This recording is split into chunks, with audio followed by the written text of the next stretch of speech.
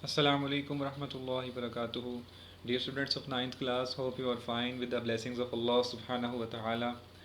Here students, we have started the topic of mitosis, and in the previous lesson we studied the first phase, which is karyokinesis.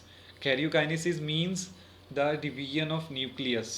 Okay, तो student cell की division दो parts में होती है. First of all nucleus divide होता है और उसके बाद साइटोप्लाज्म की डिवीजन होती है. सो न्यूक्लियस की डिवीजन में हमने फिर 4 फेजेस मज़ीद हमने पढ़ने हैं, और उसमें हमने पहला फेज़ जो है वो कल के लेसन में पढ़ा था. उसको थोड़ा सा रिवाइज करते हैं कि जो है इंटरफेज़ के बाद जब आप माइटोटिक फेज़ में एंटर हुए सेल को, तो देखा आपने कि सेल में जो जेनेटिक मटेरियल है वो कंडेंस हो गया है, और अब वो क्रोमोसोम्स की बाकायदा शक्ल बना चुका हुआ है. और क्रोमोसोम्स जो हैं वो भी डुप्लीकेट हो चुके हुए थे एस फेज़ में. तो अब क्रोमोसोम जो है वो 2 सिस्टर क्रोमेटिड्स के ऊपर मुश्तमिल है, यानी है तो ये एक ही क्रोमोसोम लेकिन इसमें 2 सिस्टर क्रोमेटिड्स हैं, और वो सेंट्रोमेयर के ऊपर एक दूसरे से अटैच हुए थे. और उसके ऊपर एक काइनेटोकोर नामी जो है प्रोटीन है जो इनके साथ अटैच है. और ये काइनेटोकोर जो है बेसिकली ये इन स्पिंडल फाइबर्स को इन क्रोमोसोम से अटैच करने के लिए है. ठीक है, यहाँ तक हमने कल के लेसन में पढ़ लिया था. और एक और आखिरी बात कि जब ये क्रोमोसोम्स जो हैं ये स्पिंडल फाइबर्स से अटैच हो जाएंगे तो फिर न्यूक्लियस जो है उसका इन्वेलप ख़त्म हो जाएगा, और क्रोमोसोम्स जो हैं ये एज अ जेनेटिक मटीरियल ये सेल के अंदर फैल जाएंगे. ठीक है, यहाँ तक हमने कल के लेसन में पढ़ा था. आज हम आगे पढ़ेंगे. नेक्स्ट फेज़ का नाम है स्टूडेंट्स मेटाफेज़. ठीक है, मेटाफेज़ की डायग्राम को देखते हैं. फर्स्ट ऑफ ऑल इसमें आपको देखें एक डिफरेंस नज़र आ रहा है कि बेसिकली जो ये सेंट्रोसोम्स हैं इन्होंने स्पिंडल फाइबर्स बनाए, और स्पिंडल फाइबर्स जो हैं काइनेटोकोर के साथ क्रोमोसोम्स के साथ अटैच भी हो गए हैं. लेकिन जो वाज़ेह फ़र्क नज़र आ रहा है वो ये है कि इन्होंने इक्वेटर लाइन के ऊपर अपने आप को अलाइन कर लिया है. ठीक है, यानी मेटाफेज़ में जो सबसे जो विजिबल चीज़ है, जो डिफरेंस है वो क्या है कि क्रोमोसोम्स अलाइन या arrange themselves on the equator of the cells. ठीक है, so let us study it.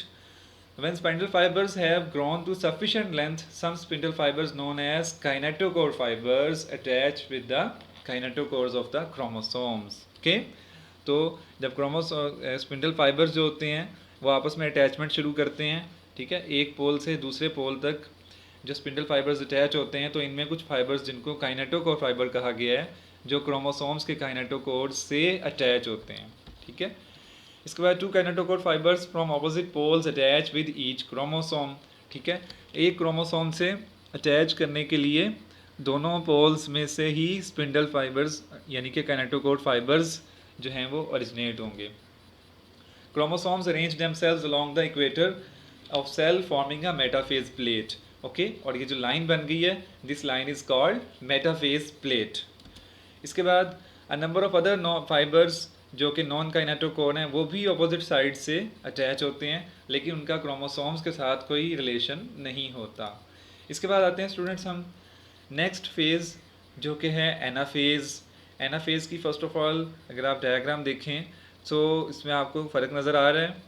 Ji, observe कर रहे हैं आप लोग कि जो सिस्टर क्रोमेटिड्स थे वो अब दो एक दूसरे से सेपरेट हो गए हैं. यानी पहले तो ये 46 क्रोमोसोम थे और हर क्रोमोसोम में 2 सिस्टर क्रोमेटिड्स थे, लेकिन अब ये जब सेपरेट हो गए हैं तो ये चूँकि ये तो एक दूसरे की कॉपीज़ थे.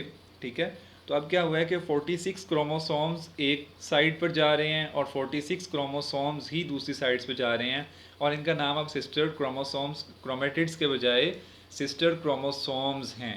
ठीक है, यानी इस वक्त एक सेल में 46 मल्टीप्लाई बाई 2 यानी कि 92 क्रोमोसोम्स एग्जिस्ट कर रहे हैं. Okay, when a kinetochore spindle fiber connects with the kinetochore of chromosome, it starts to pull toward the originating centrosomes.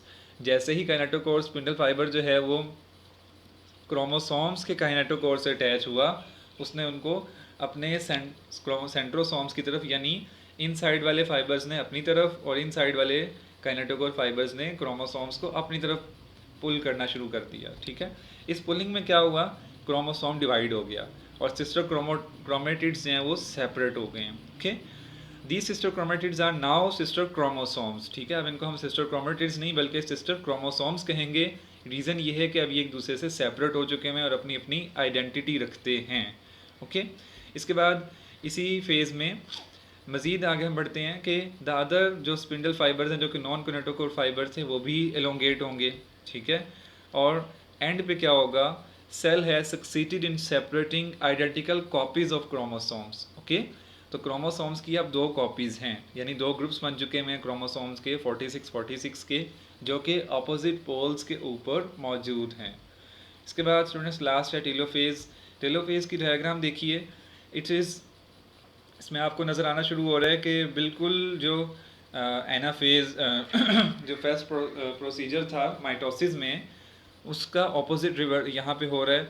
और यहाँ पे क्या हो रहा है कि अब हमें एक न्यूक्लियर इन्वेलप की शक्ल नज़र आना शुरू हो गई है, जो कि फर्स्ट फेज़ में एनाफेज में प्रो फेज़ के अंदर जो न्यूक्लियस की जो एग्जिस्टेंस है, जो उसका न्यूक्लियर इन्वेलप है जो ख़त्म हो चुका हुआ था, इस वक्त वो विजिबल होना शुरू हो गया। इसी तरह से क्रोमोसोम्स जो थे जो विजिबल हो चुके हुए थे, अब दोबारा से थ्रेड लाइक स्ट्रक्चर्स में क्रोमेटिन की फॉर्म में वो कन्वर्ट होना शुरू हो चुके हुए हैं, ठीक है। सो स्टडी इसकी करते हैं। Telophase is a reversal of prophase के। A new nuclear envelope forms around each set of separated chromosomes। अब जो क्रोमोसोम्स के 2 सेट बने थे उनके इर्द गिर्द उनके राउंड अबाउट दोबारा से न्यूक्लियर एनवेलप बनना स्टार्ट हो गया। Both sets of chromosomes now surrounded by new nuclear envelopes unfold back into chromatin, ठीक है। अब ये दोबारा क्रोमेटिन की फॉर्म में अनफोल्ड होना शुरू हो चुके हुए हैं, ठीक है। सो आज के लेसन में हमने माइटोसिस में स्टूडेंट्स हमने न्यूक्लियर डिवीजन को कंप्लीट कर लिया, ठीक है। इस फिगर को हम दोबारा देख लें कि फर्स्ट ऑफ ऑल जो है प्रोफेज में क्या हुआ था, क्रोमेटिन कंडेंस हुआ था। कंडेंस फॉर्म में आने के बाद उसने सिस्टर क्रोमेटिड्स बना लिए जो काइनेटोकोर, उनके ऊपर काइनेटोकोर जो है नामी प्रोटीन्स भी थी।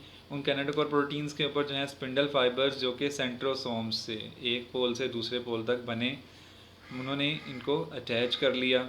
अटैच करने के बाद उनको अलाइन कर दिया। इस फेज़ को हमने मेटाफेज़ कहा कि जब क्रोमोसोम्स होते हैं वो लाइन अप हो जाते हैं मेटाफेज़ प्लेट के ऊपर। ओके, इसके बाद क्या हुआ, यहाँ से भी पुलिंग स्टार्ट हुई और यहाँ से भी पुलिंग स्टार्ट हुई। इस पुलिंग ने क्या किया कि सिस्टर क्रोमेटिड्स को सेपरेट कर दिया, यानी क्रोमोसोम्स के जो 2 हिस्से थे उन दोनों को अलग अलग कर दिया। और अब ये सिस्टर क्रोमेटिड्स नहीं रहे बल्कि ये सिस्टर क्रोमोसोम्स हैं, और 46 ही क्रोमोसोम्स इधर हैं और 46 ही यहाँ पे हैं, ठीक है। इसका मतलब कि एक सेल में 2 सेट्स ऑफ क्रोमोसोम्स बन चुके हैं। तो अब उन दोनों सेट्स को संभालने के लिए जो लास्ट फेज़ था टेलोफेज, उसमें क्या हुआ, न्यूक्लियर एनवेलप यहाँ भी बना जिसने इनको कवर कर लिया और न्यूक्लियर एनवेलप यहाँ पे भी बन गया, ठीक है। आगे साइटोप्लाज्म की डिवीजन है जिसके अंदर सेल डिवाइड हो जाएगा, इंशाल्लाह उसकी डिटेल को हम कल स्टडी करेंगे, ठीक है। आज अपना होमवर्क नोट कर लीजिए।